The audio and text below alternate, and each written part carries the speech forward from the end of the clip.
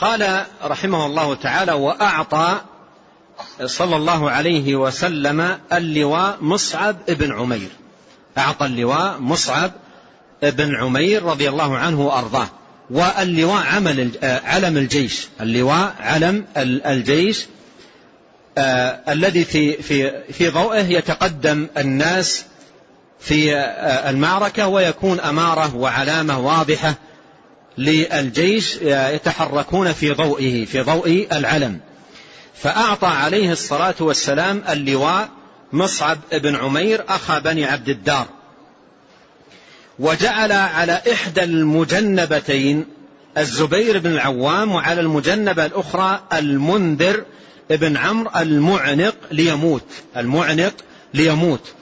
فالمجنبتين المراد يمين الجيش ويساره، المراد بالمجنبتين يمين الجيش ويساره.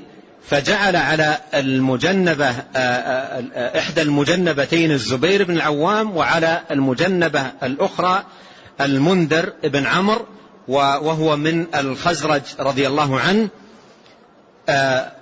ويلقب المعنق ليموت. هذا لقب له، يلقب رضي الله عنه المعنق ليموت، والمراد بالمعنق أي المتقدم والمسرع. ولقب رضي الله عنه بهذا اللقب لسرعته في طلب الشهادة في سبيل الله، يعني كان سريعا وحريصا على أن ينال الشهادة في سبيل الله عز وجل، فكان لذلك يلقب المعنق ليموت.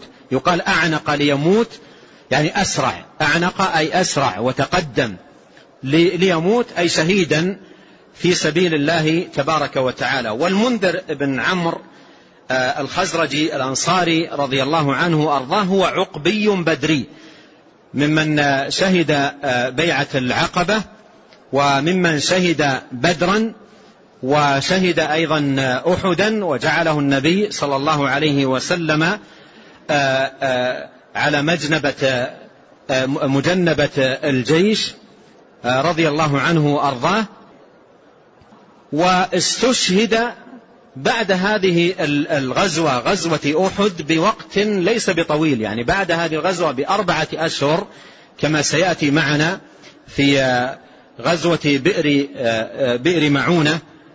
أرسله النبي عليه الصلاة والسلام في 40 صحابيا إلى ذلك الموضع، وكان أميرا عليهم رضي الله عنه وأرضاه، وتجمع عليهم الأعداء كما سيأتي ذلك، وقتلوا جميعا، لم يبق منهم إلا واحد، بما فيهم المنذر بن عمرو رضي الله عنه وأرضاه، قتلوا شهداء في سبيل الله عز وجل.